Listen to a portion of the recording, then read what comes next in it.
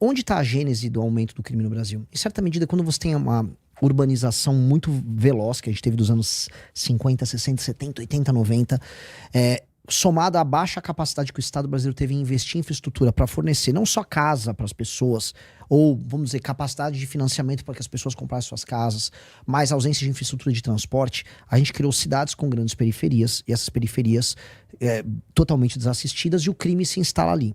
Então você vai ver que a gente começa a subir muito as estatísticas de crime dos anos 60, 70, 80, até um pico bizarro nos anos 90, assim como o processo de favelização também aumenta, né, especialmente nos anos 60, 70, 80, nos grandes centros urbanos, que você vai ver o grosso do crime, ele tá ao redor dos centros urbanos, nas periferias.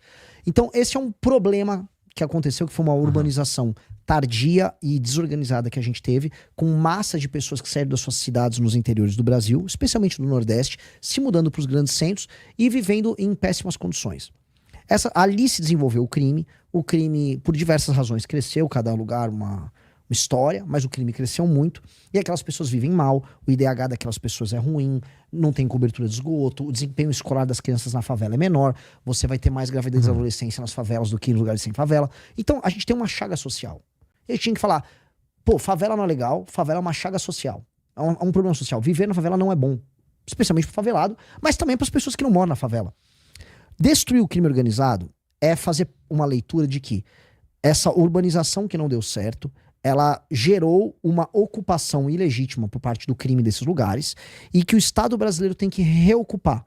E aí o Estado brasileiro reocupar, e por isso que é maior do que só destruir o crime. Reocupar é integrar aquelas pessoas ao Brasil.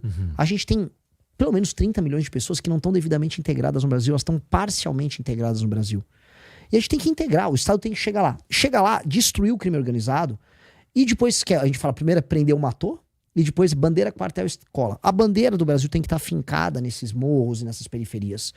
A gente tem que ter, basicamente, a autoridade política do Estado. Eu tô falando ter batalhão da polícia ali presente, câmeras, ajudar para que você não tenha um retorno do crime.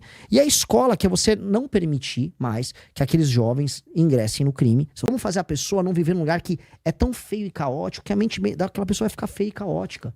Vamos integrar. Porra, vamos fazer isso.